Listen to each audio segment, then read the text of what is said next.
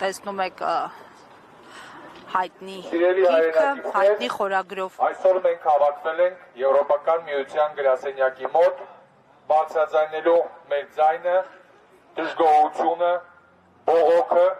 առ այն, ինչ կատարվում է Հայաստանում և Ադրբեջանում։ Սիրելի հայրենակիցներ, այսօր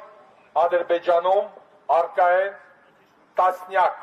կրկնում եմ, տասնյակ մարդիկ, ովքեր որ փորձում են իրենց մաս կազմեցնել Ադրբեջանում իրականացնող շոուներին։ Արցախի ռազմաքաղաքական ղեկավարությունը, ինչպես նաև շարքային մեր հայրենակիցները այսօր գտնվում են Բաքվի բանտերում։ Գտնվում են իրենց համոզմունքների, իրենց հայրենասիրության, իրենց կամքի և իրենց արած հայրենանվեր գործի համար։ Նույն իրավիճակը այսօր տեղի ունենում Հայաստանի Հանրապետությունում, որքան էլ որ դա ցավալի է, բայց այնուամենայնիվ պետք է արձանագրել։ Հայաստանում այսօր առկա են տասնյակ քաղբանտարկյալներ, ովքեր բանտում են գտնվում բացառապես իրենց համոզմունքների, իրենց խղճի, իրենց հայրենասիրության, իրենց պետականամետության համար։ Հասարակական և քաղաքական գործիչներ, եկեղեցականներ, մարդիկ, ովքեր որ պայքարում են իրենց պետության համար։ Հետաքրքիր է, և երբ ասում ենք տասնյակ տարիներ Եվրոպական միություն, եվրոպական արժեքներ, դուք քարոզում եք հարգելի գործընկերներ արդարություն, ազատություն, թե խոսքի, թե տեղաշարժի,